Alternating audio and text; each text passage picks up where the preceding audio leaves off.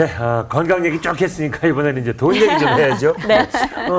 예를 들어 어제가 우리 주식시장에서는 굉장히 의미 있는 날이었어요. 그렇죠. 아세요 혹시? 세이머니에서 이 얘기 할 줄 알고 제가 뉴스를 챙겨봤는데 가격 제한폭 말씀하시는 것 같아요. 맞습니다. 15%에서 30%로 확대된 거 말씀하시는 거죠. 그렇습니다. 네. 근데 뭐 생각만큼의 큰 변화는 없었다고 들었어요. 그래서 이분을 네. 모셨어요. 알아봐야죠. 물어보자고요. 네. 자, 어서 오십시오. 네. 안녕하세요. 네. 어제가 첫날이었잖아요. 네, 그럼 그렇습니다. 그동안의 제한폭이 15%였잖아요. 그 뛰어넘은 종목들이 있었나요? 네, 그렇습니다. 어제 주가 움직임을 볼 것 같으면 15% 이상 오른 종목이 모두 16개였고요. 네. 그중에서 상한가를 기록한 종목이 7개. 그러니까 7개 종목이 30%까지 올랐습니다. 그리고 15% 이상 떨어진 종목은 8개였는데 그중에 네. 하한가까지 그러니까 30%까지 떨어진 종목은 없었습니다. 오, 다행이네요. 전반적인 분위기를 보면은 아무래도 이 가격 제한폭이 커지니까 좀 관망 분위기, 그러니까 좀 지켜보겠다는 분위기가 짙어진 것 아니냐 이런 분석을 내놓고 있습니다만은 가격 제한폭 확대도 물론 이유가 되겠습니다. 그렇지만은 아무래도 그리스 사태라든가 미국의 FOMC 이런 것들 때문에 전반적으로 좀 더 지켜보자 하는 그런 분위기에 편승을 했다 이렇게들 얘기를 합니다. 시기적으로 볼 때. 네, 과거 기준으로 네. 따져봤을 때는 그래도 상한가 종목이 좀 많은 것 아닙니까? 네, 그러니까 과거 같았으면 15% 이상 네. 오른 거는 모두 상한가고 15% 이상 떨어지면 모두 하한가가 되는데 그렇게 네. 따지면 어제 같은 경우에 상한가가 16개, 하한가가 8개가 됩니다. 그런데 작년 1년 동안 네. 주가 움직임을 보면 하루 평균 보통 상한가는 17개가 나오고 하한가는 4개가 나옵니다. 그러니까 네. 하한가가 좀 많이 나왔지만은 그렇게 의미할 만큼 많이 나온 건 아니기 때문에 전반적으로 봐서 어제 시장 분위기는 평상에서 크게 벗어나지 않은 걸로 이렇게들 받아들이고 있습니다. 첫날이라 아무래도 관망세가 컸나 그렇죠. 봐요. 서로 네. 조심스러웠다는 얘기죠. 네. 이 가격 제한폭이 30%로 확대되면요. 하루에도 정말 엄청나게 수익을 얻거나 그렇죠. 반대로 아니면 엄청나게 손을 그렇죠. 보거나 그럴 것 대박 아니면 같은데. 쪽박. 네네. 쉽게 그러니까 얘기해서. 쉽게 생각을 하면 네. 많이 오르면 30% 오르고 많이 떨어지면 30% 떨어지지 네. 않겠느냐 네. 이렇게 생각을 합니다만은 그렇지 않습니다. 예를 들어 10,000원짜리 주식으로 설명을 드리면은 네. 가끔 하한가로 장중에 떨어졌다가 상한가로 끝나는 종목이 있습니다. 그랬을 경우에는 7,000원 떨어졌다가 13,000원으로 끝나면은 6,000원이 오르게 됩니다. 그러네요. 그렇게 네. 되면은 그 상승률이 엄청납니다. 그러니까 7,000원에 사가지고 13,000원에 팔게 되면은 상승률이 거의 86% 가까이 되는 네. 걸 보시면 됩니다. 그리고 반대로 10,000원짜리 주식이 상한가까지 올랐다가 하한가로 떨어져서 마감을 하게 되면 하루 만에 반토막이 납니다.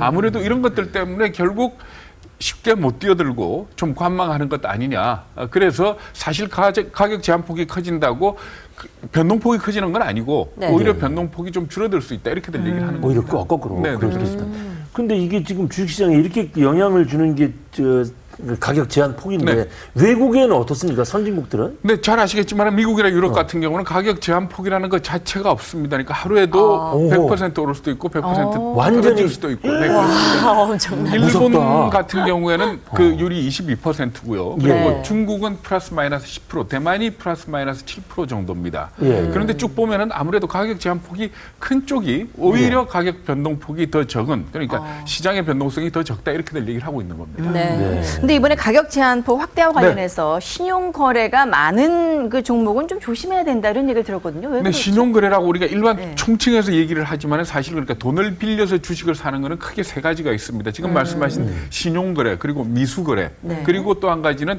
스탁론이라 그래가지고 저축은행으로부터 돈을 빌리는 그런 게 있습니다. 이런 경우에 쉽게 말씀을 드리면 최고로 돈을 많이 빌릴 경우에 내 돈 100만 원에 400만 원을 빌려서 주식 투자를 할 수가 있습니다.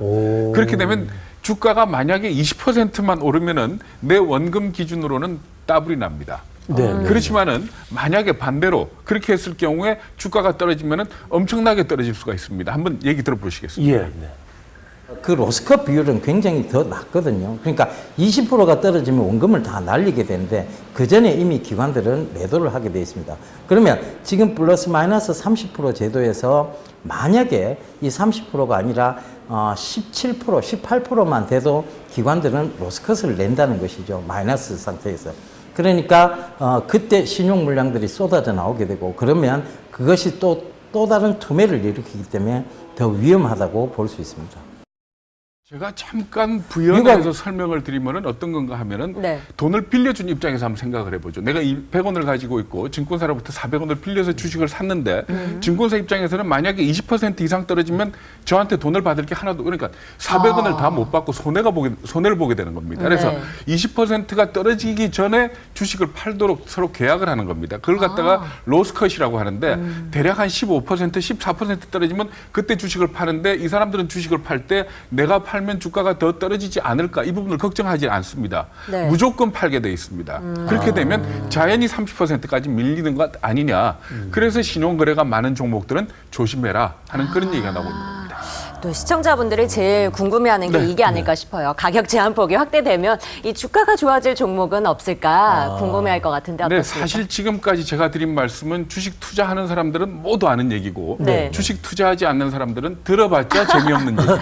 어려운 얘기죠. 그렇죠. 네. 그렇죠. 그런데 지금부터 제가 드릴 얘기는 주식 투자하는 사람들도 모르는 얘기고 앞으로 주식 투자할 사람한테는 꼭 필요한 얘기입니다. 알짜배기 정말 중요한 정보네요. 그러니까 과연 이 가격 제한폭이 커졌기 때문에 어떤 업종들이 수혜를 받을 거냐. 그렇지. 수혜 네. 종목. 그것 때문에 제가 어저께 여러 군데 전화를 해봤습니다. 네. 그런데 사실 예. 제가 이 예 대표를 갖다 인터뷰한 이유가 뭔가 하면 이분이 종목을 얘기를 하는데 제가 들으면서 아 맞다 이거겠구나 네. 해서 이분과 인터뷰를 했습니다. 한번 들어보시겠습니다. 네. 미국하고 유럽의 선례를 보면 상한가 제도가 없어지고 난 다음에 가장 크게 성장하는 회사가 신용평가사들입니다. 무디스나 이런 회사들이 가장 크게 성장을 했다고 볼 수 있는데요. 우리나라도 이제 이 신용평가사들이 조금 이제는 많이 존재를 합니다. 결과적으로 이 상한가 폭이 확대되었다는 것은 고객들은 즉 개인 투자자들은 정보를 원하고 있다는 얘기입니다. 그들이 창구 역할을 해주고 있는 것이고요.